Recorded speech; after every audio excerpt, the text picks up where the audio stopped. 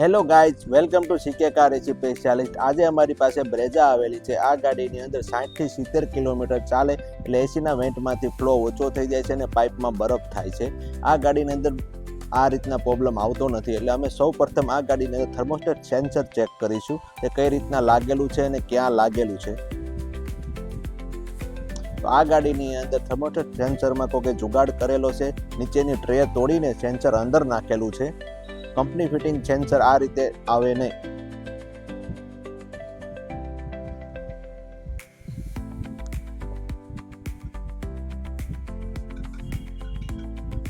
Cooling કોઇલની અંદર એક બાજુથી પવન અંદર જાય છે અને બીજી બાજુથી પવન બહાર નીકળે છે। તો જે સાઈડ પવન બહાર નીકળે તે સાઈડ થર્મોસ્ટેટ સેન્સર લાગેલું હોય છે, પણ આ ગાડીની અંદર જે સાઈડથી પવન અંદર જાય છે તે બાજુ થર્મોસ્ટેટ સેન્સર લગાડેલું છે, જેના લીધે બરફનો પ્રોબ્લેમ આવે છે।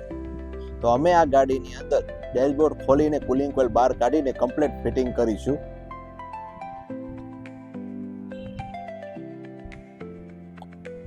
બ્રેઝાનું ડેશબોર્ડ ખોલવા માટે ડેશબોર્ડનું ટોટલી વાયરિંગ ખોલવું પડે છે।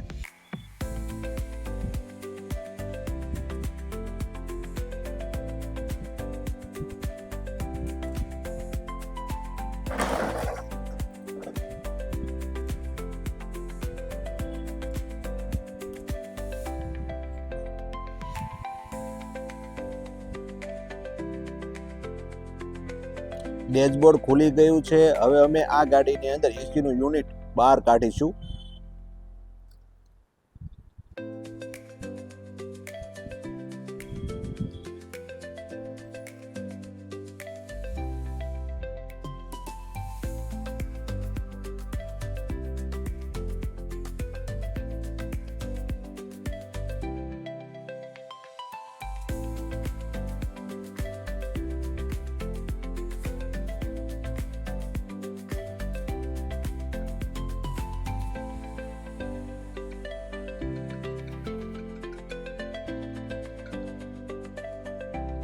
એસી યુનિટની અંદર અમે કુલિંગ કોઇલ બહાર કાઢીશું।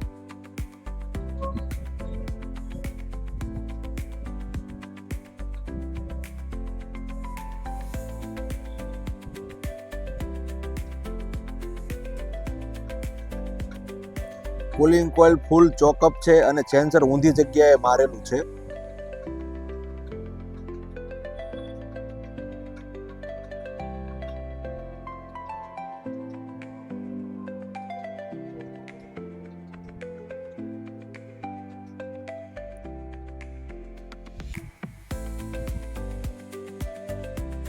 આનું જે ઓરિજિનલ સેન્સર છે તેનો વાયરિંગ ઉંદરડો કાપી ગયો છે, જેના લીધે બહારની સાઈડથી સેન્સર નાખીને ઇમરજન્સીમાં એસી ચાલુ કરીને આપી દીધેલું છે।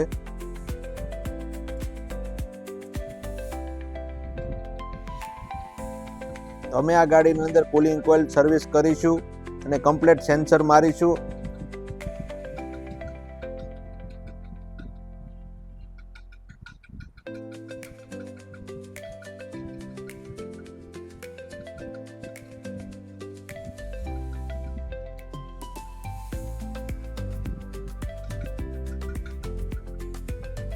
કંપનીનું સેન્સર જે જગ્યા પર લાગે તે જગ્યા પર અમે કુલિંગ કોઇલની અંદર ફિટિંગ કરીને કુલિંગ કોઇલ ફિટિંગ કરીશું।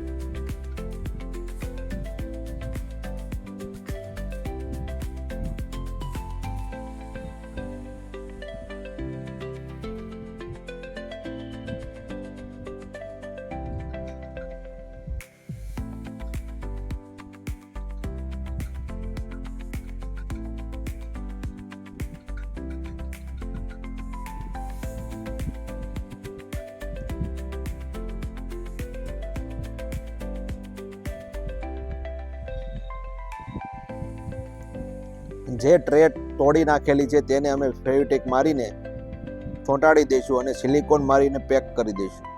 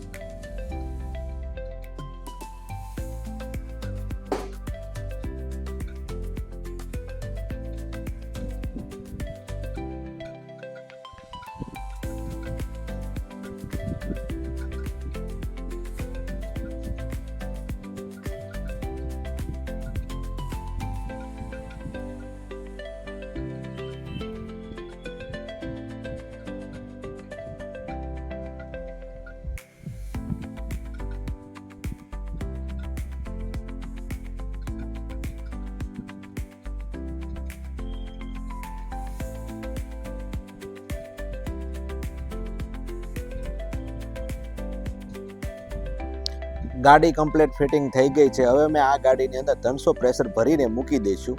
જો લીકેજ હશે તો ખબર પડી જશે.